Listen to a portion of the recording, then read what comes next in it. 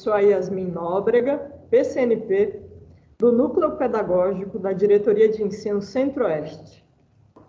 Estamos iniciando mais um ATPC e convidamos vocês a pensar sobre ações para o segundo bimestre letivo de 2022. E também refletir um pouco sobre as ações desenvolvidas nas escolas estaduais da Centro-Oeste durante o primeiro bimestre letivo de 2022. Para começo de conversa, nós retomamos aqui o caráter dialógico e participativo dos conselhos de classe série. Se nós pensarmos na trajetória escolar, cada estudante desenvolve uma série de atividades ao longo do bimestre e, ao fim dos bimestres, são realizados os conselhos. Quando esses conselhos têm a finalidade somente de verificar notas, eles não possibilitam um encontro reflexivo entre as partes envolvidas nos processos de ensino-aprendizagem. Professores, professoras, estudantes, vice-diretores, diretores, todos têm a oportunidade de se encontrar no conselho, ao fim do bimestre, para pensar estratégias metodológicas que funcionaram e estratégias metodológicas que não funcionaram. E também realizar uma escuta ativa desses estudantes e dessas estudantes para pensar novos rumos. Então, o Paulo Freire, quando introduz a pedagogia da autonomia na realidade escolar, ele traz esse olhar sensível para a participação do estudante nos processos avaliativos. Então, a gente convida vocês a sempre realizar um conselho de classe série participativo e dialógico, onde existam momentos de participação mais integrada dos estudantes, não só para falar de notas, para falar de verificação de conceito, mas também para falar sobre como foi o processo de avaliação, os instrumentos utilizados, e se esses instrumentos podem ser revistos, ou mesmo se o conjunto de pessoas integradas ali no conselho podem pensar novas estratégias.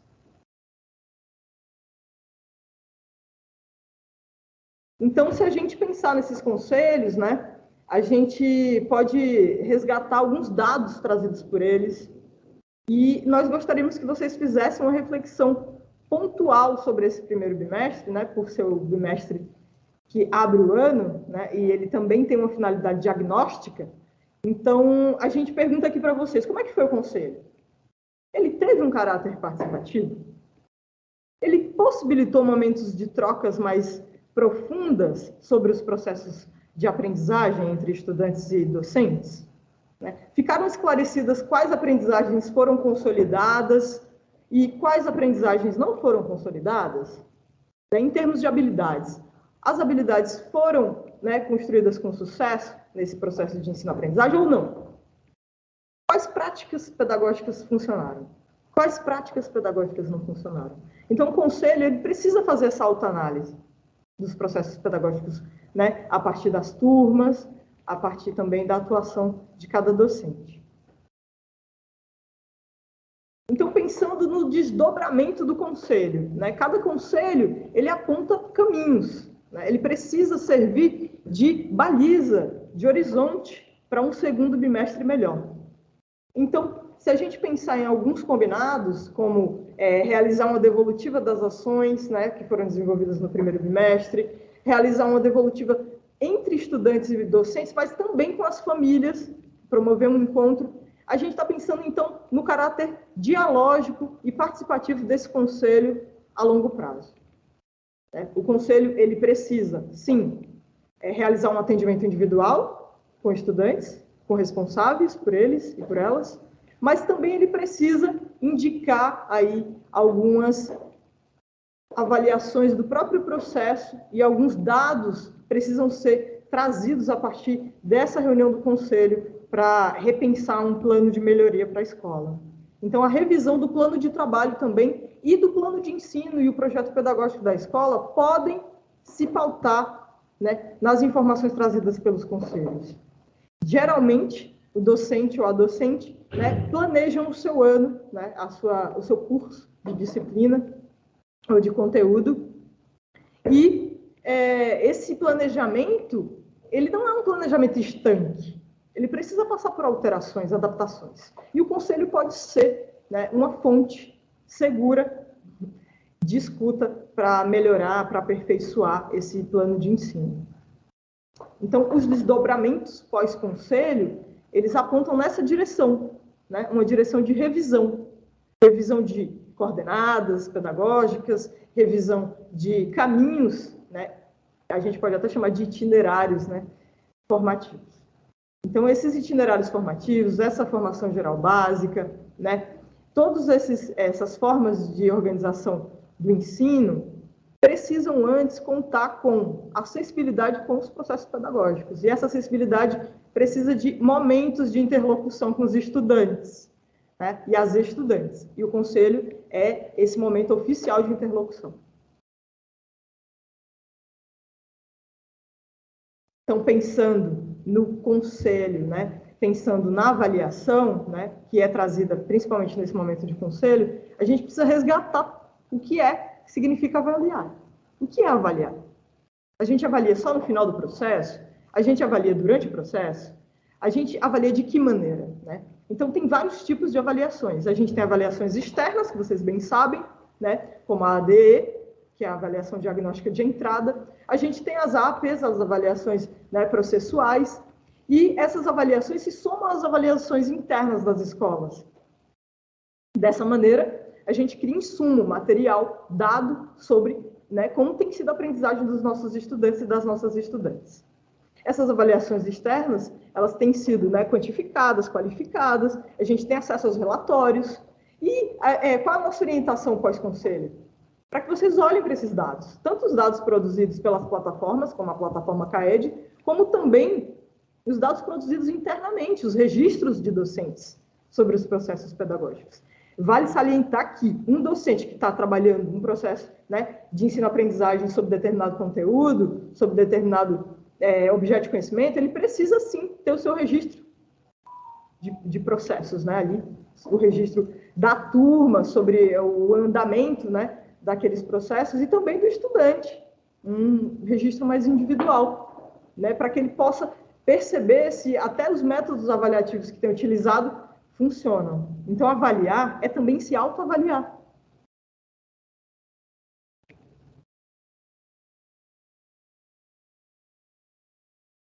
Avaliar de que forma tem sido desenvolvido o trabalho docente.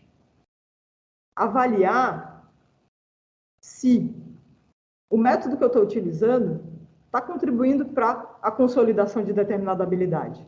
E se não está, se no conselho isso apareceu, né, de alguma maneira, seja em notas vermelhas, conceitos vermelhos, ou mesmo na fala dos próprios estudantes, né, trazendo à tona a dificuldade de aprendizagem, ou trazendo à tona um incômodo, ou mesmo uma visão crítica sobre o processo pedagógico, a gente precisa se olhar.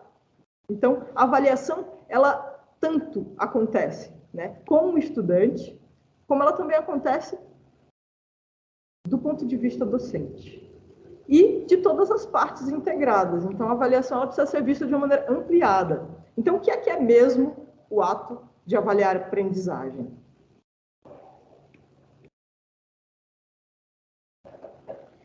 E aí a gente traz aqui o eureka, né? Aquela interjeição. Nossa, tive uma ideia, né? Então, o que é que o conselho proporciona? O conselho proporciona essa escuta. E essa escuta vai trazer o quê? Diversas vozes, né? Uma polifonia da aprendizagem.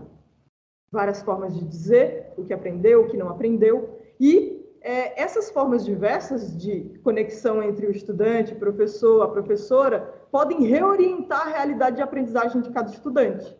E nos proporcionar também descobertas. Então, a eureka é essa permissão para criar a partir, né, de uma constatação trazida pelo conselho de classe séria. Constatou-se que a aprendizagem não foi eficiente, não foi eficaz. De que forma a gente pode descobrir um novo caminho? Já houve uma primeira descoberta, que foi que não funcionou. E agora? No segundo bimestre, como a gente vai agir? Então, a gente precisa reconceituar a avaliação, né? Se a avaliação ela trouxe, de alguma forma, elementos que nos mostram que o processo de ensino-aprendizagem não funcionou muito bem, ao mesmo tempo também ela não é capaz de revelar todos os detalhes desse processo de ensino-aprendizagem. Então, o conselho também serve para nos reorientar em termos avaliativos. Daí a gente pode pensar novas estratégias de avaliação, ouvindo os pares, construindo esses métodos avaliativos conjuntamente com as classes, né, e os estudantes. Então, pensando aí nessa reconceituação de avaliação, né, a gente traz aqui uma reflexão. Então, utilizando estratégias metodológicas que considerem a importância de um olhar pedagógico sensível do docente com os diferentes níveis de aprendizagem, a gente vai estar, sim, reorientando a forma de avaliar.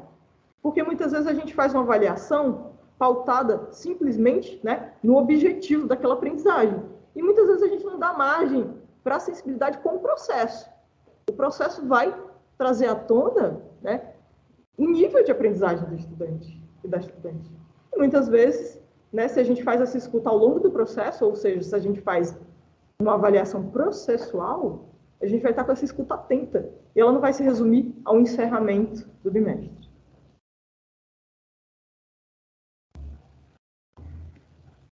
Passo a palavra para meu amigo João.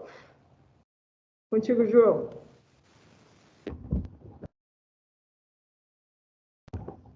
Obrigado, Yasmin, pelas suas contribuições. Eu sou o João Antônio, PCNP Conviva, aqui da Diretoria de Ensino Centro-Oeste. E nesse momento nós vamos trabalhar um pouquinho sobre as competências socioemocionais. Retomando esse assunto, que é de conhecimento de toda a rede, nós temos aí 5 macrocompetências socioemocionais, e permeando essas 5 macrocompetências, nós temos 17 microcompetências. Então, só para citar para vocês aí, então nós temos, dentre as macrocompetências, por exemplo, autogestão, engajamento com os outros, amabilidade, resiliência emocional e abertura ao novo, certo? Precisamos lembrar ainda que o professor, diante do processo de avaliação, consegue ter uma visão sensível para verificar aqueles estudantes que aprendem mais e aqueles que aprendem menos. Nesse sentido, essa visão, o professor vai estabelecer esse vínculo entre ele e o estudante, certo? Então, é sempre muito importante ter essa ideia, tá? Do vínculo afetivo. E aí, pensando em estratégias metodológicas, como isso poderia ser feito?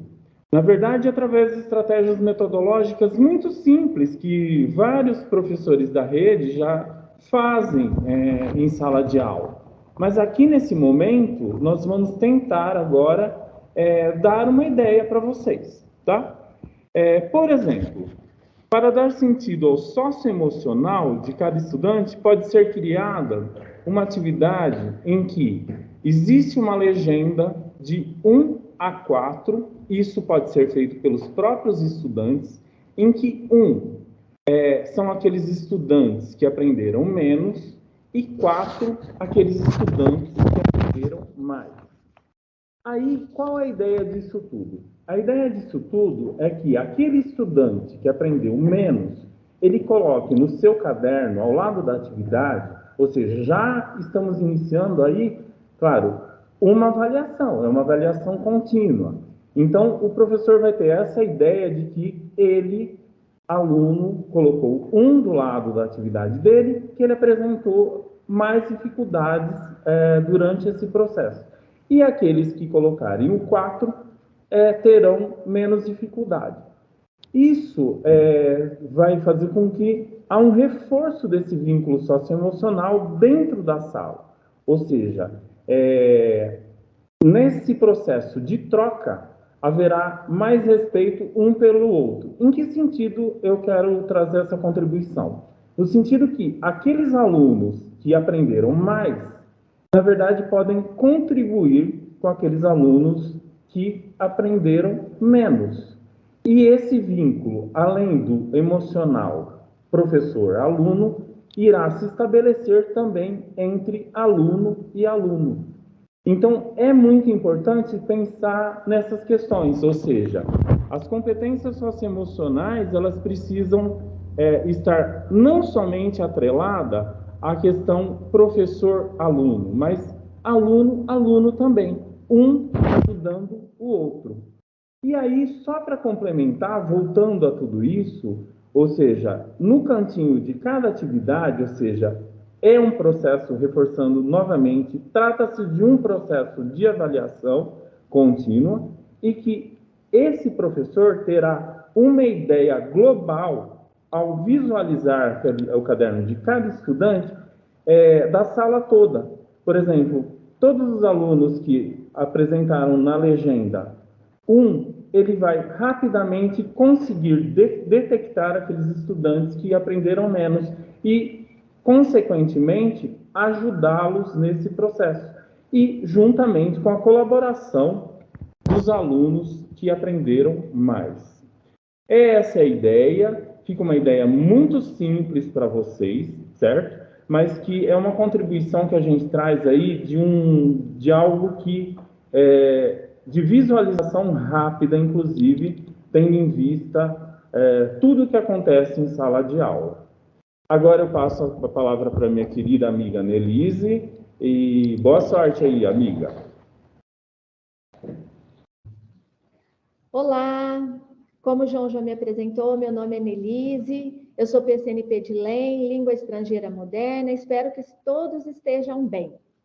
Então, como nós podemos pensar, como o João já bem colocou, na afetividade dentro do contexto da aprendizagem, dentro da avaliação de todas as atividades realizadas dentro da unidade escolar.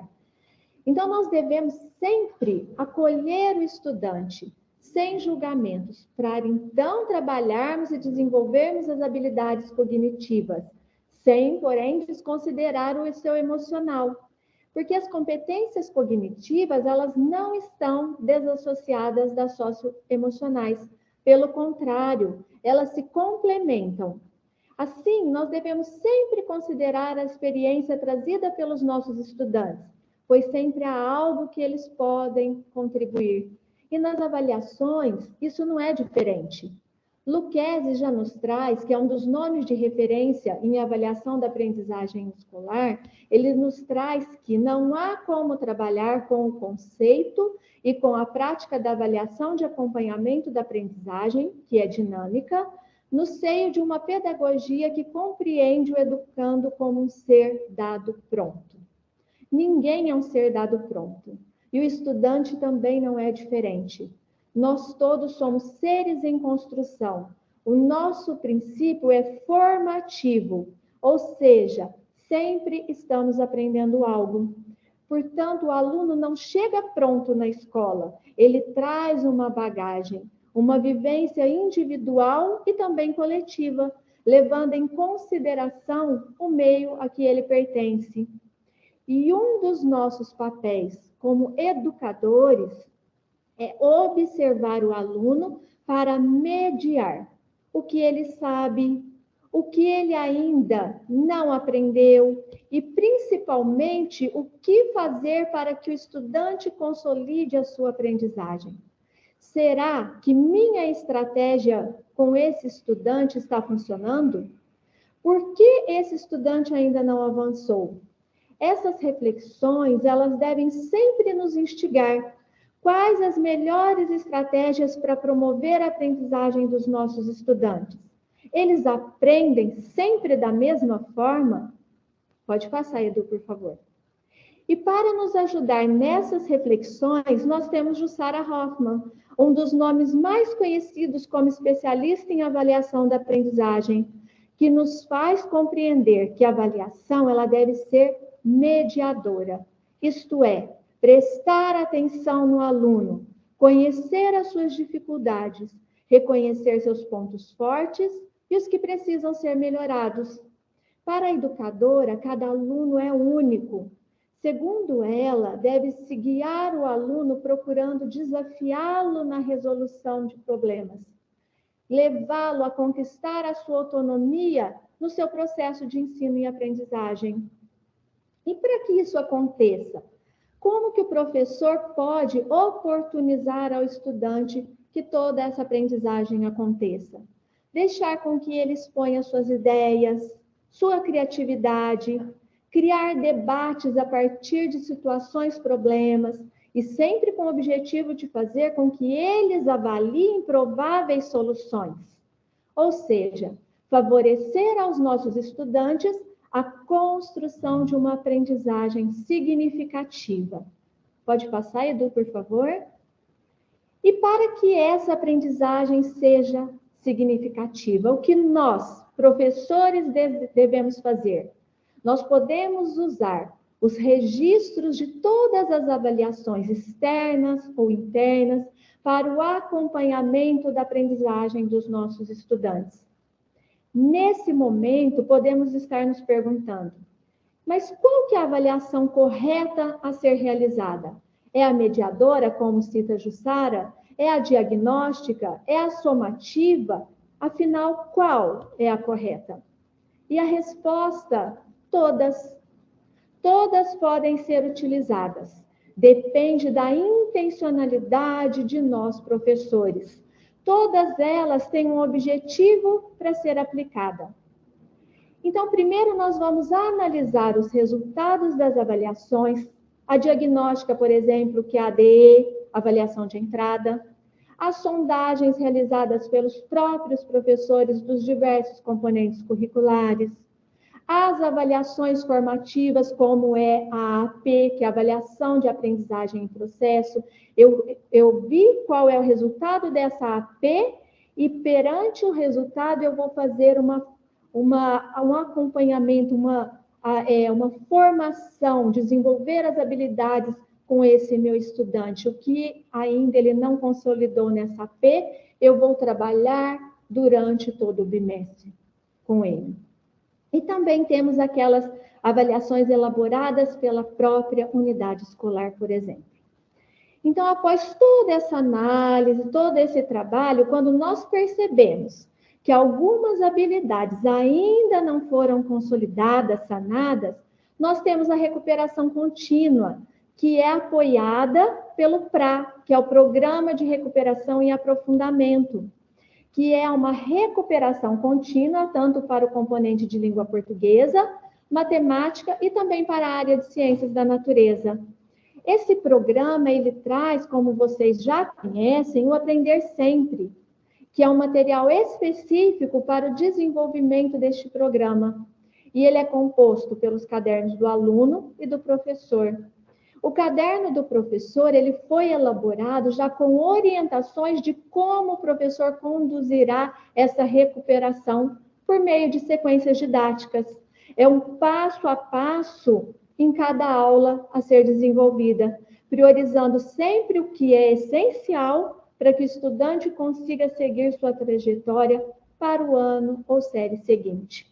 Então, recupera o que não foi aprendido e aprofunda na medida em que esse aprendizado vai se consolidando. E após essa recuperação contínua, nós, professores, ainda percebemos que há defasagem nos nossos estudantes. Então, além de nós refletirmos sobre novas estratégias e metodologias diferenciadas, porque o meu aluno ainda não atingiu, o que eu posso fazer? Essa estratégia minha está dando certo? Ou não? A metodologia que eu estou usando está dando certo ou não? Então, eu preciso refletir após essa recuperação se isso foi atingido ou não. Então, nós temos também, além de novas estratégias e novas metodologias a serem desenvolvidas, nós temos outras formas de recuperação que são oferecidas aos nossos estudantes, como, por exemplo, a recuperação de janeiro e julho, que visa oportunizar a vivência de atividades que reforcem as aprendizagens desses estudantes e os engajem nas atividades não realizadas, possibilitando assim que eles consigam seguir os seus estudos. Nós temos também a SEI, que é a Semana de Estudos Intensivos, que tem como propósito recuperar e aprofundar as habilidades trabalhadas ao longo do bimestre que ainda não foram recuperadas, as habilidades selecionadas como essenciais, a partir do diagnóstico e evolução da aprendizagem dos nossos estudantes durante todo o desenvolvimento das atividades durante o bimestre. E temos o Aprender Juntos e o Além da Escola, que reagrupam os estudantes e adequam as atividades pedagógicas a partir das necessidades de aprendizagem dos estudantes. O Aprender Juntos, só para citar para vocês, são para os alunos, esse programa é para os alunos do 3º ano dos anos iniciais até o 6º ano dos anos finais. O trabalho é desenvolver as habilidades básicas desses estudantes para aquisição do sistema de escrita. Pelo menos um dia da semana, os estudantes eles são agrupados por níveis de aprendizagem semelhantes e trabalha-se estratégias e metodologias diferenciadas, como nós já refletimos acima, como trabalhar através de metodologias e estratégias diferentes para que esse aluno possa avançar. E nós temos o Além da Escola, que está para os anos finais e para o ensino médio, que acontece na expansão da carga horária por 2 aulas por semana, com professores atendendo pequenos grupos de estudantes, e através de plataformas digitais e pelo centro de mídias. Então, nós temos todo esse apoio para recuperar a aprendizagem dos nossos estudantes, mas é fundamental e necessário pensar em estratégias e metodologias diferenciadas para esse público de estudantes que ainda está em defasagem. Principalmente pensando no olhar mediador. O que nós podemos fazer, então? E para essa reflexão com vocês, eu passo a palavra para o meu colega Edu. Edu, está com você. Obrigado, Nelise. Então, respondendo aqui a pergunta colocada pela minha colega, como que nós iremos retomar com este estudante? Bem, pessoal, a partir do resultado do conselho, cabe a nós revisarmos e adaptarmos o plano de ensino de cada docente. Então, aquela metodologia que a gente utilizou no primeiro bimestre, ela teve o resultado esperado? Se sim, por que sim? Para aquele estudante com o qual nós não alcançamos o resultado esperado ainda, o que podemos fazer? Será que alcançaríamos este resultado se repetíssemos aquela metodologia?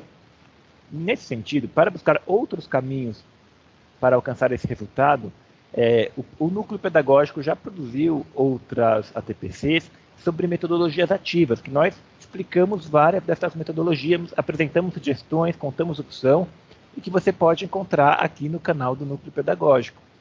A gente vai falar, por exemplo, do rotacionamento por estações, dos seminários, que muitos autores contemporâneos chamam de sala de aula invertida, bem como outras estratégias. E a gente não faz referência a esse ATPC que a gente já fez.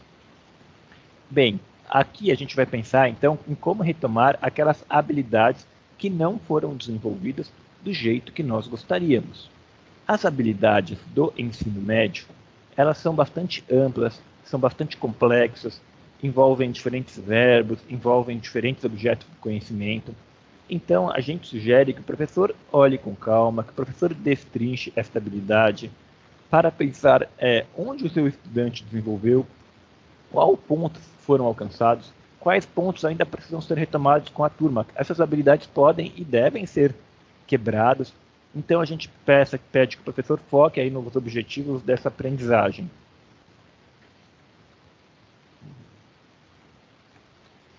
Bem, e para isso, uma das formas que a nossa rede faz é oferecer materiais de suporte, que são materiais de suporte muito bons, porque eles pensam não só em um plano de aula, mas vai além disso, eles pensam uma longa sequência didáticas, né?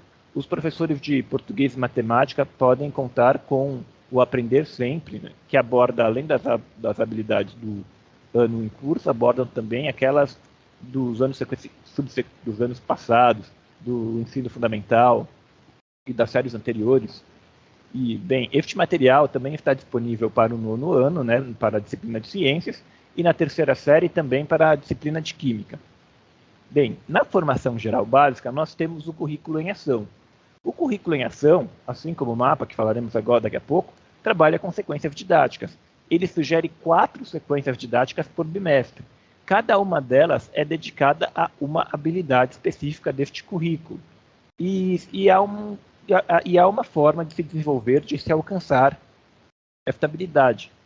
Caso o professor tenha utilizado esta ferramenta já, uma outra alternativa que todas as escolas possuem é o livro didático, o PNLD, porque lá também é um livro do professor, igualmente, como tem o currículo em ação, como tem o mapa. Há essa relação com as habilidades da BNCC, que também é a base do nosso currículo. Então, nós podemos utilizar esses materiais porque eles caminham no mesmo sentido e haverá outras sugestões de atividades, haverá outras sugestões de como trabalhar. E o mapa, ele trabalha para os aprofundamentos curriculares de uma forma próxima àquela do currículo em ação. São propostas para cada componente curricular 5 atividades para serem desenvolvidas no bimestre.